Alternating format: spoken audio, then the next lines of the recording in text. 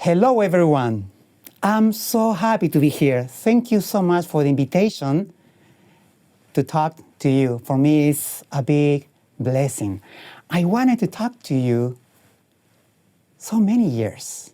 I wanted to talk to the missionaries. I wanted to talk to people in LA, California. So thank you for everyone who made it possible. Let me talk to you a little bit about my city and my background.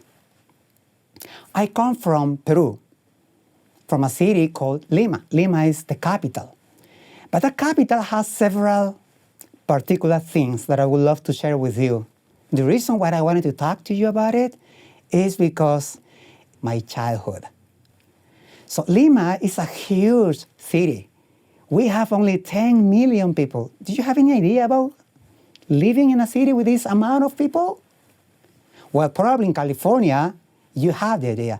But in places like Utah or Salt Lake, talking about a city of 10 million people is a lot.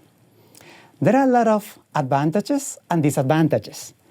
The big disadvantage is when you want to create something new, like a new project, so you wake up with a dream, you want to do something, someone is already doing it for many years. If you want to do something, someone else is doing it. So it's hard, a lot of competition if you want to do something unique.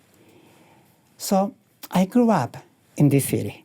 But it's not only that. It's not only the amount of people in my city. It's as well the geography of my city. My city is a huge city with a lot of contrast.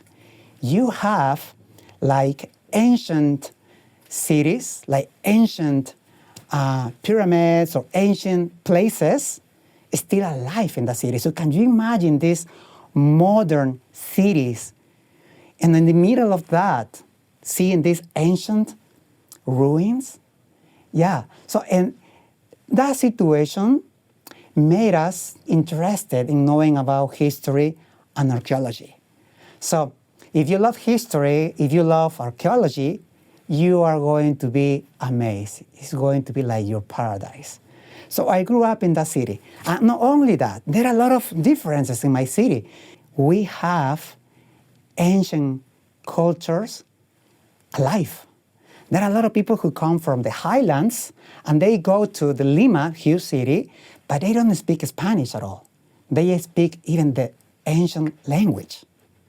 So can you imagine living in a city with people who speak ancient languages? It's interesting because they still keep the ancient habits. So they are so grateful about the food, so grateful about everything, and they are grateful about the land. So I grew up in a city with a lot of contrast, and then I was a little boy trying to understand this diversity in my city. It's so interesting. Let me tell you a little bit my childhood. When I was only 2 years old, I don't remember exactly this event because my mom told me about it. I used to play outside of my home. So one day, my mom saw me playing outside of the home. And then she saw me that I ran in the fire where a lot of little friends were playing around the fire. They were like throwing a lot of stuff in this fire, like plastic bags, papers, and everything. And then I took a plastic bag and I fell into the fire. So that experience shaped my entire life. Because what happened is I was severely burned. My hands were severely burned. I was so scared that my mom saw me and she saw me that my hands were in fire. And she wanted to take off this plastic bag and she was taking off my skin. My mom was so scared about what is going to happen with my hands. She saw that I lost my hands.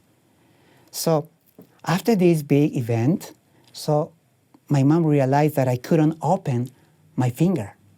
It was super bad, this accident, that she took me to several doctors and see if they can help me. But they couldn't. They told my mom that just my hands will grow up with me, and then these scars will eventually disappear. But the doctors never knew that I wouldn't grow up. So I'm almost the same. So the thing is, this scar was severely, severely bad that my mom took like a little piece of wood and she put it on my finger to straighten this finger. And I wasn't that way when I was 2 years old. It was severely burned.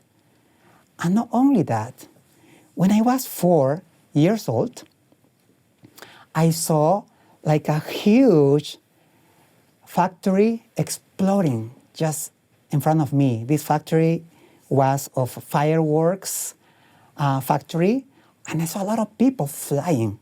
So I do remember that. So this experience caused me a lot of trauma. Since that day, my mom told me that I started to stutter. So I stuttered for my whole life. So can you imagine this little boy in the school? I couldn't show my hands to my friends, and I kept them just like this in my pockets because embarrassment. I didn't want to be mocked. You know, the bullying is super common in school. So I was so shy. I couldn't show my hands. I couldn't express myself because I stuttered a big part of my life. I couldn't socialize because I couldn't speak my own language. I couldn't have friends because I was afraid that they were able to see my hands. And then when someone stutters, it's not only about stuttering. There are a lot of issues behind that. Like, for example, social. You are not able to make friends. You are not able to express yourself. You are not able to, at least to have confidence in yourself. That was my childhood. I couldn't make friends, as I said. I couldn't show who I was. I remember even my younger brother used to come to my school to see me because he wanted to defend me. He wanted to protect me, my younger brother. So I was this kind of little boy. So, but this situation created new situations, new circumstances in my childhood. What happened is like instead of going out and play with my friends in the recess in my school, I used to spend in the classroom drawing. And then little friends saw me. I was alone in the classroom. They wanted to be with me. They wanted to know what I was doing in those papers. And then, you know, usually girls are more sensitive, they're more compassionate than most of guys. And then I felt like they were trying to help me. And then it created some funny experiences. Like, for example, there were a lot of friends that saw me with girls around me, and they thought that they were my girlfriends. So these situations created new experiences for me that made me feel that I was capable to do some different things. And then friends started to ask me to do cartoons about my teachers or the friends. And then I became, in the school, super little, I became very popular. And I was popular because, not because I was a good soccer player, not because I was good doing things like popular things or social things. I became popular because my drawing. And then my mom made me believe that I was good doing drawings, painting. She made an incredible job because from that side is when I started to feel more confident about doing drawings, doing paintings. I got some rewards about getting like private art classes when I was little. I started to do a lot of paintings. Even my principal at school, he asked me to do some murals in my whole school, so I became very popular. So I got a lot of self-confidence. And I just started to think, oh, I can do different things. And then my mom, when I was 10 or 11 years old, she took me to several doctors, not only to see if they are able to fix my hand, because the scars were super, super deep. Not only because that, my mom took me to several doctors and see if they are able to help in my stuttering, because I couldn't speak. And all of them told my mom that it wasn't a solution. They made a lot of scans and tests, if there was something wrong with my brain or something, but everything was fine. So they saw that it was an emotional thing. A doctor told my mom that if I had like a similar experience, like this big explosion someday in my life, probably this stuttering could be better or worsen. You never know. So that was the only answer that my mom received. But my mom never gave up about it. My mom helped me so much. I remember when I was 8, 9 years old, I used to cry trying to speak because, in school, you have to speak when you have to present any subject, any matter. You need to talk about what you understood, about what you have read. But I couldn't. I used to spend like a lot of time in front of my friends and I couldn't speak it. If I had the chance to speak a little bit because I was a little bit more confident, I couldn't. Just my words didn't come up. So my mom spent hours, like hundreds of hours helping me. She used to help me, hey John, think better before talking. You have to have very clear idea what you're going to talk and then speak it. And then I used to tell my mom, Mom, I do this all the time, but I can't. So I remember crying many times trying to speak. I remember my mom helping me with some books to speak, and I couldn't. It was so frustrating for me. I was 9, 10 years old. And I even remember when my mom felt so guilty for these experiences. But my mom, during this time, maybe believed that I was a good painter, I was a good artist. And then all the time drawing or painting was my escape. That was, for me, drawing. And then one day, while my mom was trying to help me in overcoming this stuttering, miracles happened.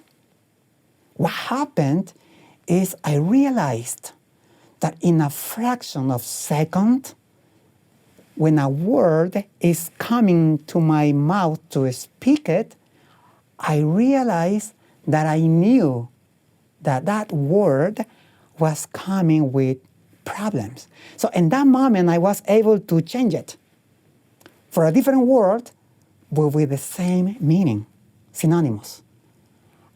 And during this process between when a word was in my mind and when I was able to speak it, in that moment I changed it with a different word. And it worked. It worked very well. I realized, and since that day when I realized that I was able to change that little word for another word with the same meaning, I found the trick. Since that day, I started to read a lot of dictionaries, synonymous, a lot of words with same meaning.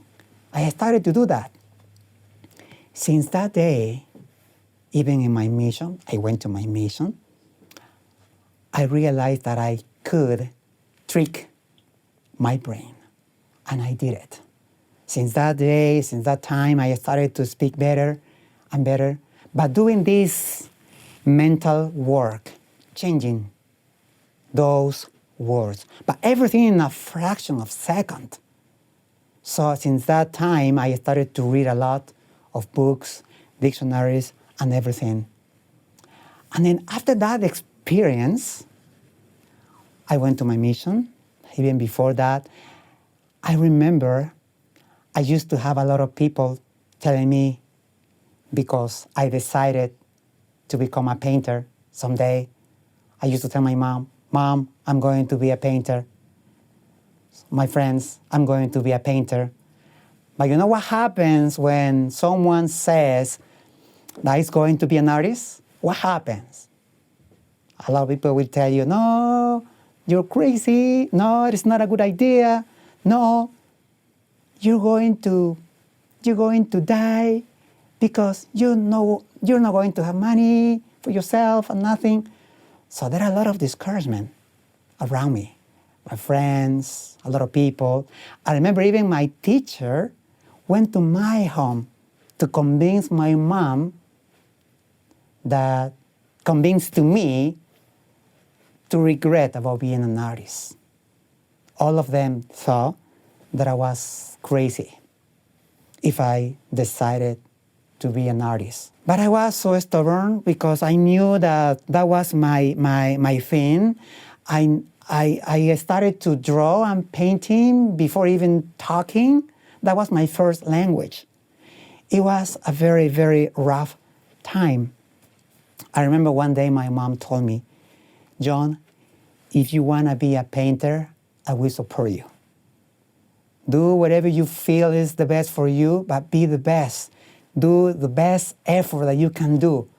My mom told me that. I remember. And I remember when I went to my mission, I used to paint Jesus Christ. Because in my mission, we talk everything about Jesus Christ. So in my mission, in my P days, in my free days, Monday, I used to paint Jesus Christ. Even I remember I made a cartoon of all my district, a lot of companions with me. I did a lot of cartoons. So I became a little bit popular because my drawing and painting was everything to me. And then when I came back from my mission, was the time to decide what to do in my whole life. For me, it was easy. I knew what I was going to do. The only thing that I needed to do after my mission and learn that everything has to be like asking God first. So it's what I did. I remember asking God through a prayer. I asked Him, God, tell me what to do, but I feel like I should be a painter. Since that day, I decided to paint the Lord forever, no matter what. Even I told Him, I remember in that prayer, I told Him, if I die under the bridge, poor with no money, okay, do it. So I did it. I had no idea what was going to happen in my future if I decided to do that. But I made a decision. I told Him that I'm going to paint for you and I'm going to do no matter what, and I will follow everything that I feel from my decision. So it's what I did. All the miracles started to come in my life. Oh, a lot of miracles. But before talking about those miracles, let me share with you about what happened with my dad and my mom since I was 5 until I went to my mission like 19, 20 years old. I have my father, used to go to the army, so he was very disciplined. He used to wake me up about 5:30 in the morning to run. Most of the time, I used to wake up while I was running. I was running and I was waking up. So what I'm doing here, it was in that process of waking up while I was running. But you know what? I loved it so much because after doing that, the next week I was calling my dad to run. And all my siblings and I were running, and then my dad, after running or after working out, my dad used to give us like a very yummy smoothie or some fruits. I really enjoyed that so much. And then since that time, 5, 6, 7, 10 years old, I started to work out every single day for my whole life, like doing every day. It was part of my life. It was like, for me, it was painting was my language. And then exercising was my way to express myself and feel so happy. So I used to do this. Well, I'm still doing it every day. The thing is, in that time, running and exercises were for me like a way to enjoy life. All the time, every day. So even when I used to run every day in that time, because I'm still doing it, I used to have some ideas about my future. I was so passionate about painting and drawing. I used to have ideas and images about me traveling around the world, doing art exhibits, and I had those images in my mind. I can still see them. Traveling, doing art exhibits, meeting a lot of important people in several countries, in several languages. Even I saw myself speaking to a lot of people, audiences. Can you imagine this little boy, a teenager, with a lot of struggling in speaking or showing his hands, having those kind of ideas? I was dreaming. I was so happy having those kind of images about my future, and I just enjoyed them. Running, enjoying those images about my future with my music, that was for me my paradise. Painting in my home, running, exercising with those ideas about my future and being so happy. I had those images while I was working out. All those images, all those imagination, all those experiences that I saw in my mind when I was little, all of them became true. Came true. All of them came true. I don't know how, I don't know when and where, but all those images that I had when I was running and exercising when I was little came true. After coming to my mission and after praying the Lord, thinking or asking what I'm going to do in my life, asking what I was going to do in my life, when I made a decision to become an artist and to make the decision to paint the Lord forever, the miracles that started to come were amazing. The church magazine called me to be part of their staff to do art drawings for the church magazines. They went to Peru to train me how to paint the Lord. And not only that, a day before Christmas 2010, I received a letter. It was a very big yellow envelope, and I saw and I've read, said, the first presidency of the Church of Jesus Christ of Latter-day Saints. And the first thought that I had was, what I've done? I've done something wrong? It was funny. It was a letter from the President Monson at that time, and next to this letter was a picture of him next to my painting of Jesus Christ with children. I saw this letter, and it was a blessing in this letter. and a special blessing to me because this painting. I started to paint the Lord, and I started to do art exhibits in several countries. I was in Argentina, Colombia, Mexico, and other countries in South America doing art exhibits while I was painting for the church magazines. And then I started to travel in Europe to do the same. I lived in so many countries in Europe. And then there's something about painting. Or you can paint some good things like visual things, beautiful landscapes, but I wanted to paint something different. I wanted to paint something that made people think, or I wanted to send a message behind a painting. I wanted to do something beyond just a beautiful painting. So it's when I decided to paint the Lord. Because when you paint the Lord, there's a message behind. A message of hope, love, a message of feeling blessed.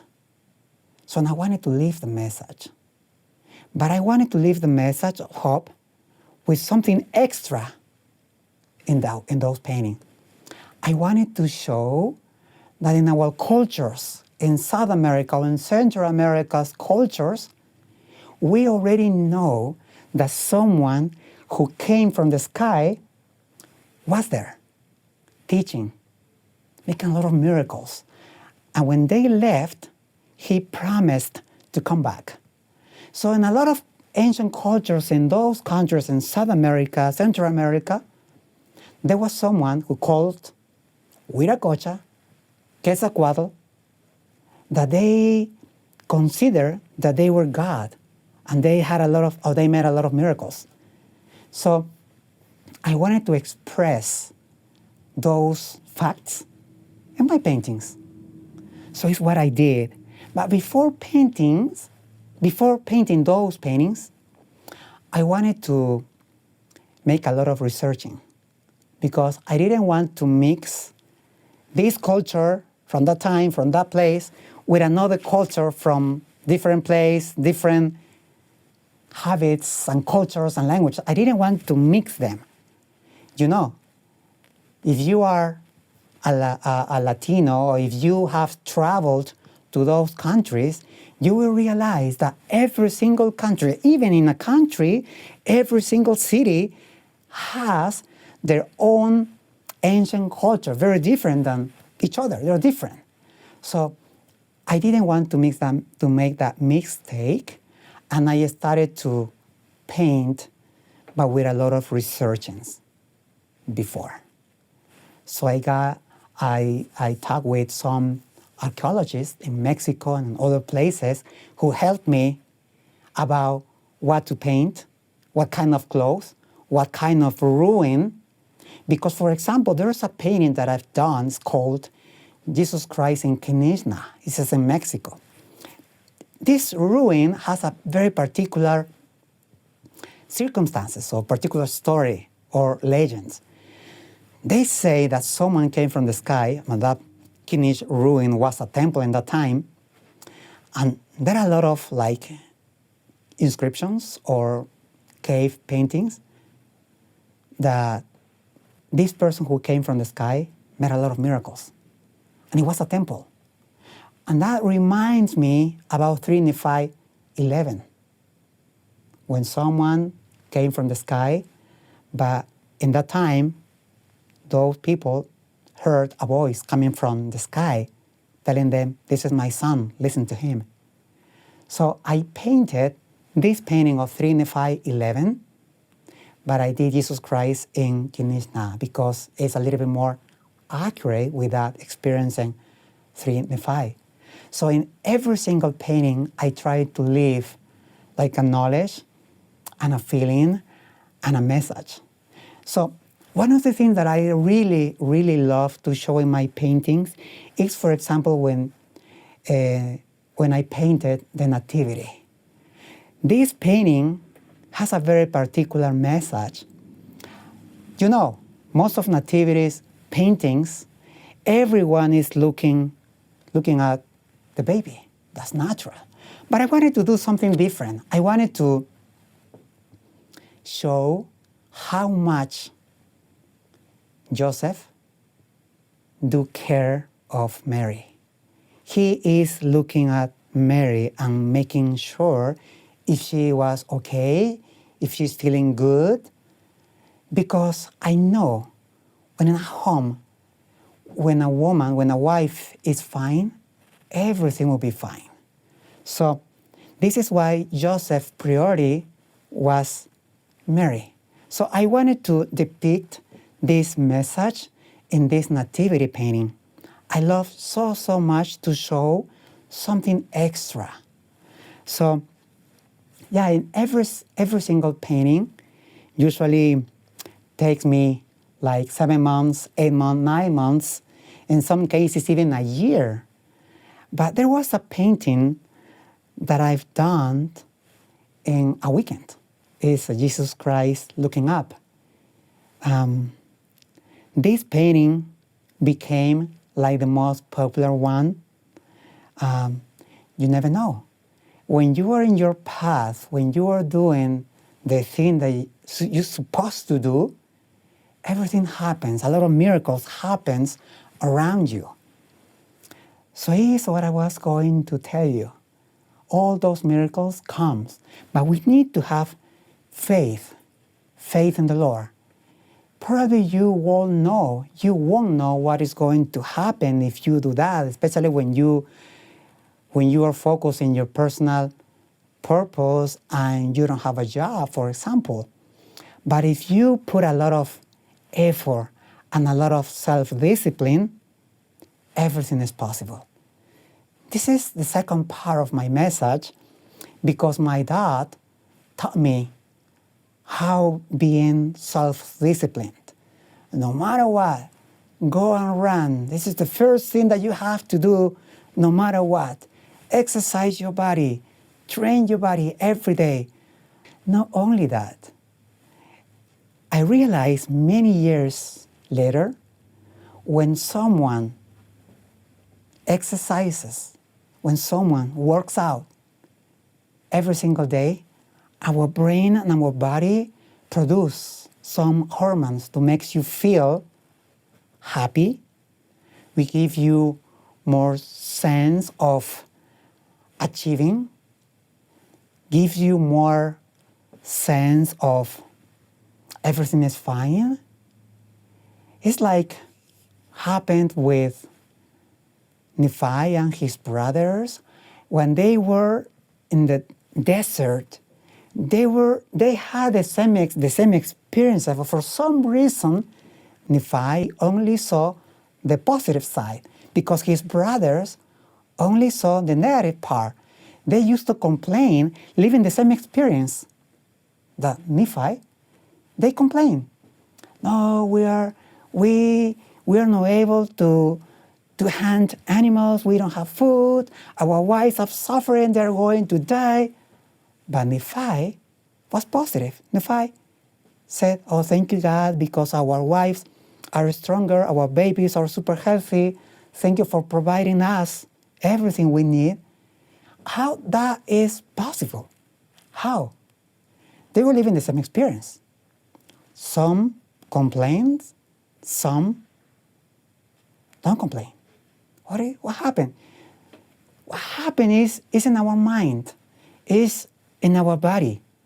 We are able to see the positive side in a natural way if we exercise our body and if we eat healthy. That is super important because like we have learned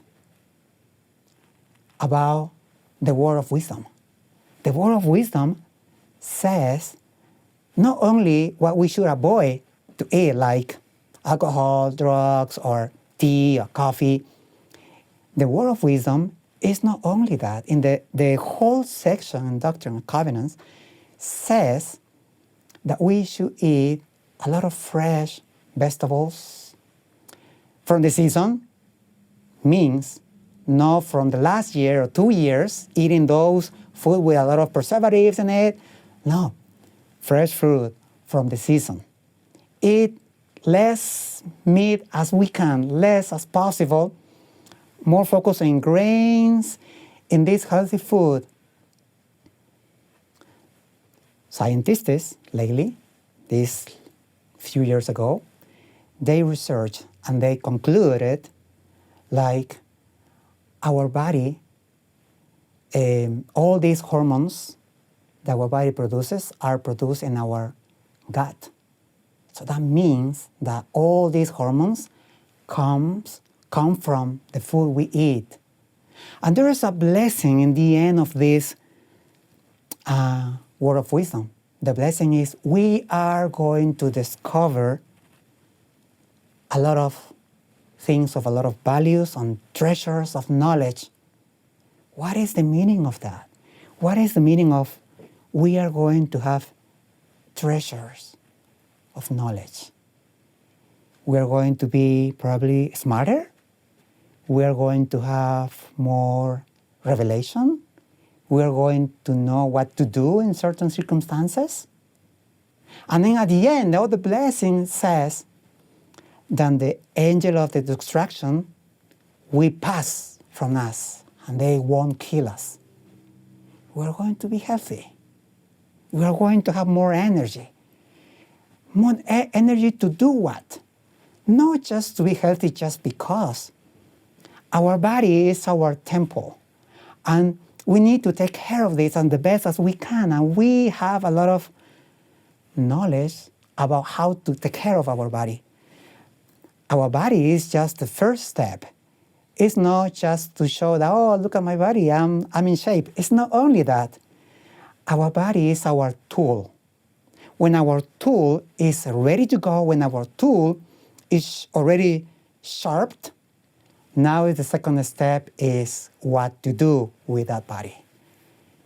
The next step is to do what you're supposed to do. What is your personal purpose? What is your mission on earth? It's not having a nice body. It's just being in shape. That's the first step. The second step is my personal purpose. What are your talents? What your talents are? What your skills are? What you're good, in which way, in which area you're good, or what do you love to do. And that area is your purpose. When we know about what talents we have to go in that direction. We have to train it. We have to improve it. We have to use it. If we use those talents, those skills, or those hobbies that we have, or those ideas what we want to do, but we don't have time, we have time. But we need to discover what those talents are.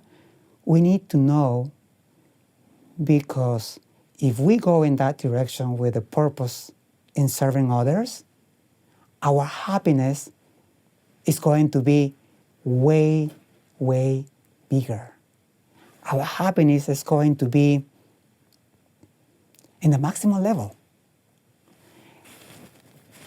I was so lucky that I found since little what is my personal purpose. So now I can see everything better than when I was little.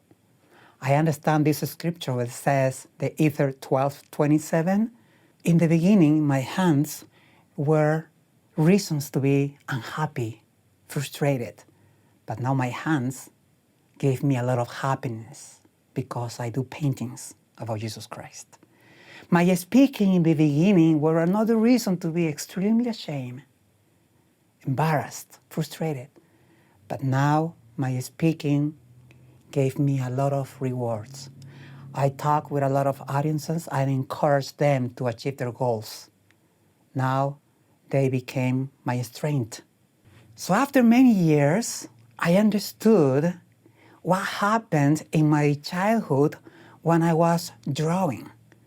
Now I I teach children how to draw online, for several countries, children from everywhere, and then I can see in their faces when they in the beginning think like they won't do it because it's super hard to do this drawing, but at the end I can see their beautiful faces.